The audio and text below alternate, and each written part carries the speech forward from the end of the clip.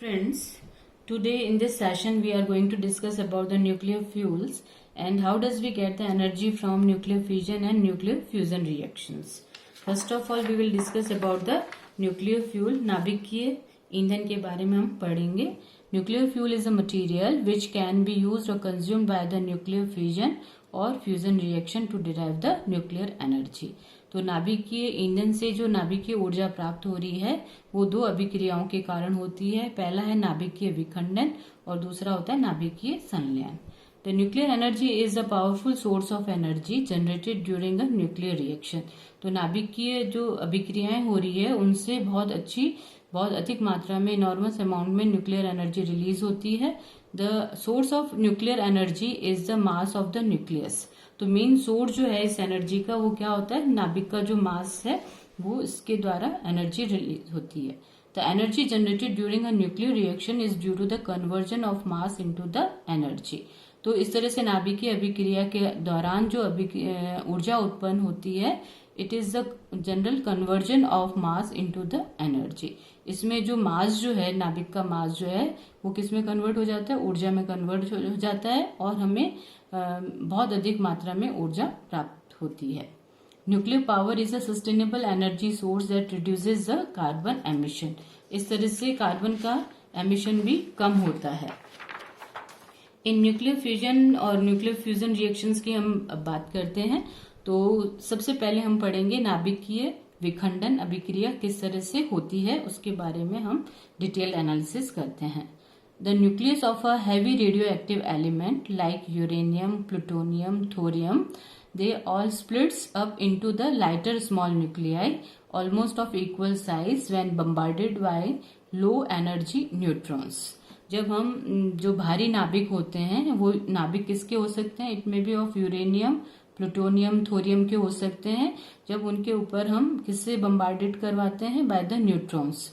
तो जो न्यूट्रॉन्स का जब अटैक करवाया जाता है they are converted into two equal type of lighter nuclei. छोटे छोटे दो नाभिकों में परिवर्तित हो जाते हैं और उनका साइज भी लगभग कैसा रहता है, इक्वल साइज के होते हैं. और साथ में ये दो न्यूक्लियाई तो निकलेंगे, इनके साथ में दो या तीन फ्री न्यूट्रॉन्स भी रिलीज होते हैं. तो इस तरीके की जो अभिक्रिया है और साथ में क्या निकलती है, इनॉर्मस हीट जो है वो भी इवॉल्व आउट होती है. बहुत अधिक मात्रा में बहुत ह्यूज अमाउंट में एनर्जी रिलीज होती है. A huge amount of heat और energy is generated in this process which is used in the nuclear power plants to generate electricity. तो इस तरह से जो एनर्जी बहुत अधिक अमाउंट में इसमें एनर्जी निकलती है और उसको हम कहाँ काम में ले लेते हैं, न्यूक्लियर पावर प्लांट्स में काम में ले लेते हैं to generate the electricity. Nuclear fusion process में be represented by the following nuclear equation. जो नाभिकीय विखंडन है उसको हम इस नाभिकीय इक्वेशन के द्वारा भी समझा सकते हैं. मान लीजिए यूरेनियम हमने लिया 235. तो यूरेनियम 235 पे हमने किससे बम्बार्डेड करवाया, लो एनर्जी न्यूट्रॉन्स के जब इसके ऊपर अटैक करवाते हैं तो न्यूट्रॉन के अटैक होने से ये दो छोटे लाइट न्यूक्लियाई में चेंज हो जाते हैं, एक तो बेरियम का और दूसरा क्रिप्टॉन का. और साथ में 3 न्यूट्रॉन्स भी रिलीज होते हैं और enormous amount of energy will be evolve out. बहुत अधिक अमाउंट में एनर्जी निकलती है.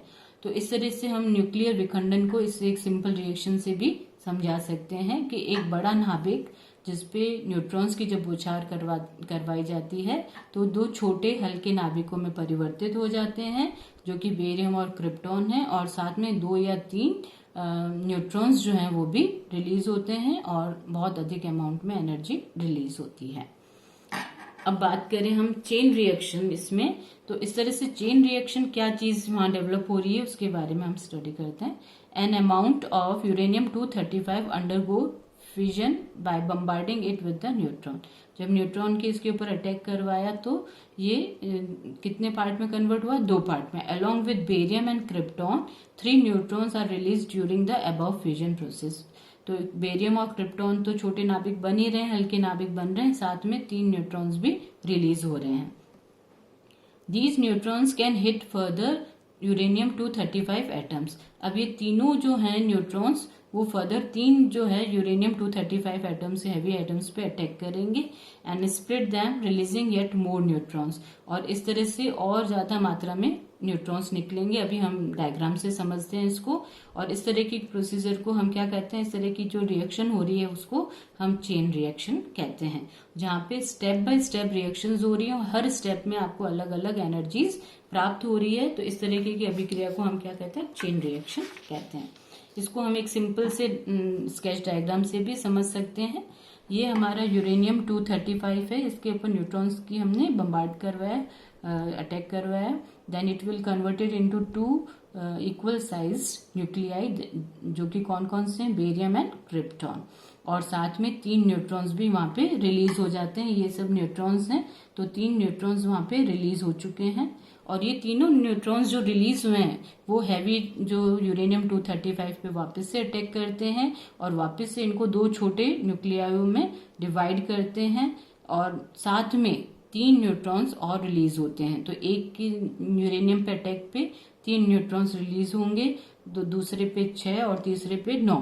तो इस तरह से 9 न्यूट्रॉन्स वहां पे रिलीज हो गए और ये फर्दर यूरेनियम 235 पे अटैक करके, और इस रिएक्शन को हम क्या कहते हैं, ये फर्स्ट स्टेप हो गया, ये सेकंड स्टेप, थर्ड स्टेप, इस तरह से सो ऑन। तो इस तरीके की जो स्टेप बाय स्टेप रिएक्शंस हो रही है उनको हम क्या कहते हैं, चेन रिएक्शंस कहते हैं। और हर स्टेप में अलग अलग एनर्जीज प्राप्त होती रहती है। और ये जनरली हम किस में देखते हैं, न्यूक्लियर रिएक्टर्स में देखते हैं। इसका बेस्ट सुटेबल एग्जाम्पल जो है हमारा न्यूक्लियर रिएक्टर होता है। नेक्स्ट पॉइंट हम इसके बारे में पढ़ेंगे, न्यूक्लियर फिजन का नाभिकीय विखंडन में जो क्या होता है। Nuclear fission does not require a lot of amount of energy for the process to happen. इस रिएक्शन को, विखंडन को इनिशिएट करने के लिए हमें बहुत ज्यादा अमाउंट की टेम्परेचर की जरूरत नहीं होती है, हीट की जरूरत नहीं होती है। ये ऑर्डिनरी टेम्परेचर पे भी इसको इनिशिएट किया जा सकता है। Now best example of nuclear fusion is nuclear reactor. इसका सबसे बेस्ट सुटेबल एग्जाम्पल जो है वो हमारा न्यूक्लियर रिएक्टर है, which is the heat source of nuclear power plant for electricity generation. तो ये जो मेन न्यूक्लियर रिएक्टर से क्या होता है, न्यूक्लियर पावर प्लांट को हम हीट देते हैं और वहीं से इलेक्ट्रिसिटी का जनरेशन स्टार्ट हो जाता है। और दे इनिशिएट और control the nuclear chain reaction. तो वहाँ न्यूक्लियर रिएक्टर में बेसिकली कैसे हीट प्रोड्यूस हो रही है, बाय द चेन रिएक्शन। और इस तरीके की जो रिएक्शन एनर्जी प्राप्त हो रही है वो कैसी होती है, कंट्रोलेबल होती है। उसको हम इजीली कंट्रोल कर सकते हैं, इजीली इनिशिएट कर सकते हैं, तो और इजीली स्टॉप भी कर सकते हैं। तो वहां पे कैडमियम और बोरोन की रॉड्स होती हैं जो क्या करती हैं, न्यूट्रॉन्स को एब्जॉर्ब कर लेती हैं और रिएक्शन को हम इससे स्टॉप कर सकते हैं। साथ ही वहां पे ग्रेफाइट की रॉड्स भी होती हैं और वो क्या करती हैं, control the rate of reaction. तो मेनली जो अभिक्रिया की दर है उसको कंट्रोल करने का काम करती हैं। और वो कैसे करती हैं, slow down the rapid motion of the neutrons, और न्यूट्रॉन्स की जो मोशन है उसको, रेट्स को धीरे कर देती हैं। तो उससे वो अभिक्रिया जो हमारे स्टेप जो है वो धीरे धीरे होना स्टार्ट हो जाते हैं। तो इस तरह से हमने पढ़ा न्यूक्लियर फ्यूजन, नाभिकीय विखंडन हम पढ़ चुके हैं। नेक्स्ट टाइप ऑफ रिएक्शन हम पढ़ेंगे, दैट इज न्यूक्लियर फ्यूजन, नाभिकीय संलयन जिसको हम बोलते हैं। जिस बेसिकली नाभिकीय संलयन क्या होता है, involves a combination of fusion of 2 light elements to form a heavier element and release uncontrollable energy। इसमें क्या होते हैं, 2 छोटे छोटे हल्के नाभिक या छोटे हल्के एलिमेंट्स जो हैं वो आपस में फ्यूज हो जाते हैं और क्या बना देते हैं, एक हैवियर एलिमेंट बना देते हैं, बड़ा भारी नाभिक बना देते हैं। और साथ में इसमें इतनी एनर्जी निकलती है दैट इज अनकंट्रोलेबल। तो इसमें हमारा कोई कंट्रोल नहीं होता। अगर एक बार रिएक्शन इनिशिएट होगी तो अपने रिएक्शन पूरा कंप्लीशन पे ही वो रुकेगी। तो इस तरह से हम कह सकते हैं कि thus it cannot be used to generate electricity unlike fusion reaction। तो इस तरह से हम ये कह सकते हैं कि इसका नाभिकीय विखंडन की तरह से इसमें इसको कहाँ काम में नहीं ले सकते, टू जनरेट द इलेक्ट्रिसिटी। तो इसको इसमें नाभिक इस तरह से जो ऊर्जा प्राप्त हो रही है जो कि कैसी होती है, अनकंट्रोलेबल होती है। तो इसमें हम इस जो एनर्जी प्रोड्यूस हो रही है उससे हम इलेक्ट्रिसिटी नहीं बना सकते हैं। न्यूक्लियर फ्यूजन प्रोसेस में be represented by the following nuclear equation. इसको भी हम इस तरह से एक इक्वेशन के थ्रू समझ सकते हैं। जैसे हाइड्रोजन की बात करें, जब दो हाइड्रोजन एटम्स आपस में क्लब होते हैं, यूनाइट होते हैं, फ्यूज्ड होते हैं, जैसे ड्यूटेरियम और ट्राइटियम जो है, उन दोनों को हम फ्यूज करते हैं तो वो क्या बना देते हैं, हीलियम के नाभिक बना देते हैं। तो हीलियम में कन्वर्ट हो जाते हैं और साथ में न्यूट्रॉन रिलीज होता है और इनॉर्मस एनर्जी, अनकंट्रोलेबल एनर्जी वहां पे रिलीज होती है। तो this fusion joins atomic nuclei together, इसमें न्यूक्लियाई जो है वो आपस में जुड़ जाते हैं। The heavier element formed has more neutrons और more protons than that of the starting material. तो जो इस तरह से हैवी न्यूक्लियस बन गया, हैवी एलिमेंट बन गया, उसमें न्यूट्रॉन्स और प्रोटॉन्स की मात्रा अधिक होती है, जो स्टार्टिंग मटेरियल लिया था उससे ज्यादा होती है। In above nuclear equation hydrogen and hydrogen can fuse to form the helium. ये अभी हमने पढ़ा कि दो आइसोटोप ले लिए हाइड्रोजन के, उनको आपस में जोड़ा तो क्या बन गया, हीलियम बन गया। It requires a lot of energy for the process to happen.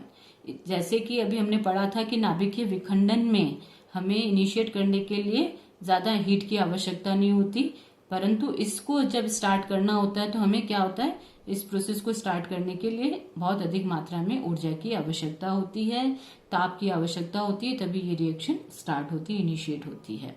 The universe is full of example of nuclear fusion reaction. तो यूनिवर्स में हम देखते हैं, जैसे स्टार्स की बात करते हैं, सारे स्टार्स, जितने भी स्टार्स हैं, इवन इंक्लूडिंग सन जो है वो भी इसी का एग्जाम्पल आता है। तो यूनिवर्स में जितने भी स्टार्स हैं, साथ में हम इंक्लूड कर लेते हैं सन को भी, तो वो इसका एग्जाम्पल है। Every star including sun uses it to produce the energy. तो ये प्रोसीजर किस सब में होता है, स्टार्स के अंदर, सन के अंदर भी न्यूक्लियर फ्यूजन के द्वारा एनर्जी का प्रोडक्शन होता है, एनर्जी वहां पे रिलीज होती है। तो इस तरह से हमने न्यूक्लियर फ्यूजन और न्यूक्लियर फ्यूजन के द्वारा किस तरह से एनर्जी, न्यूक्लियर एनर्जी हमें प्राप्त हो रही है, उसके बारे में हमने आज पढ़ा। Thank you.